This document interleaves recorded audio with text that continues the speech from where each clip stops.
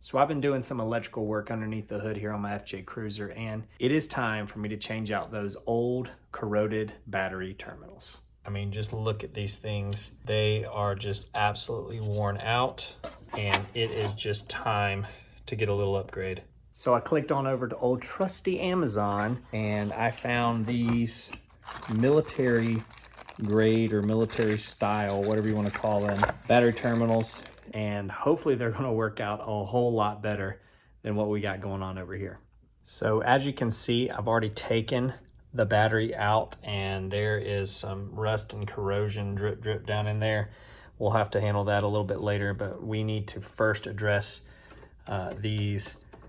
I mean, just look at that. I'm tapping it and just rust and corrosion is just falling out. But I think what I'm going to do first is I'm going to change out this one. This one seems to be a little bit easier. It's just one plug going in, or one wire going in, and then one going out to the ground. Essentially what's going to happen is I got to cut here, toss this, and then somehow figure out how to get another terminal lug on, maybe have a new ground wire that's going to attach to the fender well right there. So like I said, first I'm going to take care of the negative terminal first here, and basically there's just no easy way of doing this. I'm just going to kind of cut right here.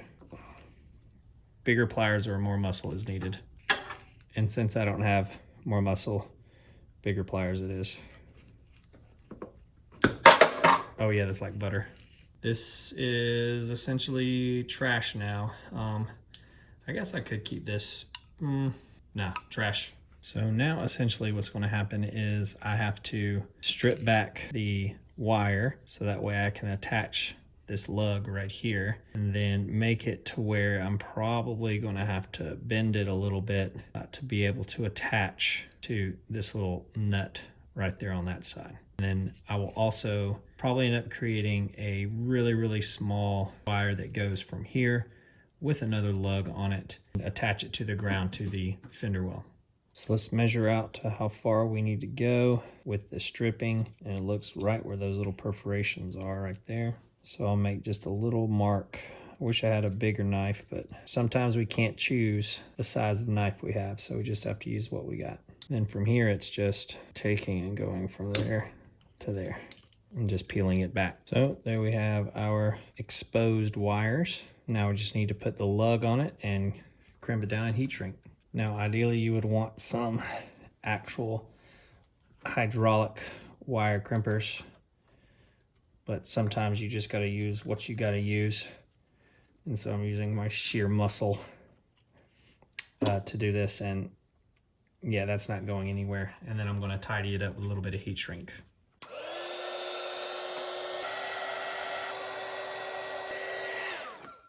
So here's the original, and I'm going to need to replicate this little mini ground wire that's going to connect to the fender. So I'm going to measure about how long this is and kind of give myself a couple more inches, just so that way I have enough wiggle room to connect from the terminal to the fender ground. So it looks like our old little contraption will be about 6 inches long or so. So honestly, if I give myself 6 inches of wire, I probably should be good. So I think that's what we're gonna do. And now we just need to do the same process of stripping the sheathing back, adding lugs, and heat shrinking. And here's our ground cable. Okay, now it's time to tackle positive terminal. It makes me just a little bit more nervous just because it's got a little bit more going on, and there's this wire loom and some tape and just all the things. So hopefully it goes swimmingly. The first thing I'm gonna do is actually just take off these accessories. I've already loosened them up with the socket wrench, and now I'm just gonna carefully twist off that connector and slide out the old terminal.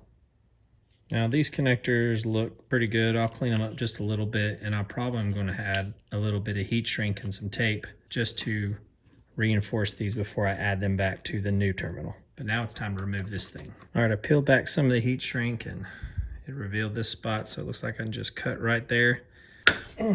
Game time. Whew. I'll peel back some of the wire looms so that way I have some room to work with.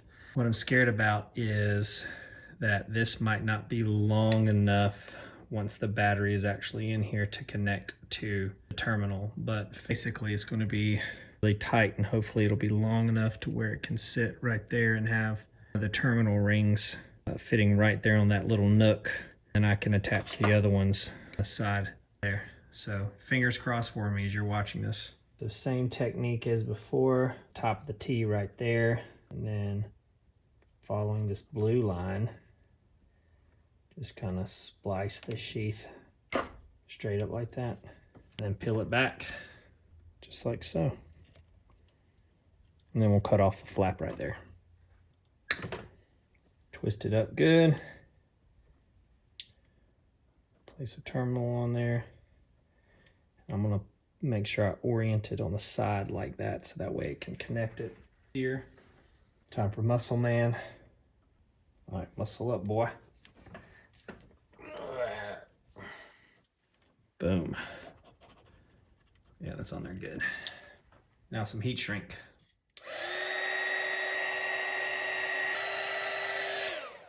So now it's time to put the tray back in, put the battery in, pop terminals on, and then hope and pray that everything matches up and works. Tray. Oh, muscle man! Golly! Muscle everything. Oh, goodness gracious me. Oh, I need to take a break. Listen, those batteries are really heavy, and moving them back and forth is crazy. My little delicate fingers are hurting. All right, let's get everything kind of lined up, put it into place, and just see if it works. All right, so here's our positive terminal. It's just gonna sit like that right there. And then, oh, that is just gonna fit. Praise the Lord. And then our negative terminal, because it says negative on it, loosen her up. It's gonna fit just like that. And then we'll have our cord that looks like it's a little too long. Okay, I can kind of snake it like that underneath the fender well. And then these two I'll attach on the side. And here's the negative that's going to go on that side. And I may need to bend that a little bit. No, that'll work. And the other positive one is there. So I'm going to clean these up with some new heat shrink. And the next shot will be the final look for the battery terminals. I mean, that is just a beautiful sight right there. Two brand new military spec top post battery terminals. The only issue that I had was the power coming from, I guess it's the alternator down there, the starter or something, is a little short. I would have liked for it to have been a little longer so I could have them both come, all the three of the wires coming up through the back, so I could have used those little covers, those little boots. And kind of the same thing over here, but you know, space is not really a premium. But all in all, guys, like, I am absolutely tickled that one, I was able to do this myself, and two, that it actually came out looking pretty good. But let me know what you think down in the comments. Did I do a good job? Could I have done something better? Are there other terminals out there that I might want to reconsider, or have you had any issues with these? Because, you know, I just like to go on Amazon and just screw the ratings and just pick out whatever's the cheapest. But let me know down in the comments, like I said, and tell me what you think. And hey, thank you again so much for watching me rig my ride for my adventure, one mod at a time.